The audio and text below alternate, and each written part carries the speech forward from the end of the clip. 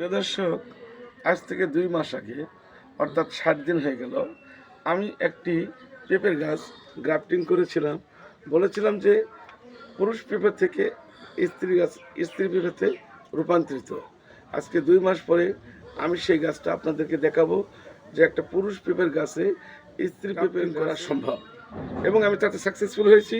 সেটা আমি এখন আপনাদেরকে দেখাবো ইনশাল্লাহ। আপনারা দেখুন, সেই স্থান, সেই জায়গায়, সেই গাছ, সেই পরিবেশ। 2 মাস পরে আমি সেখানে চলে এসেছি।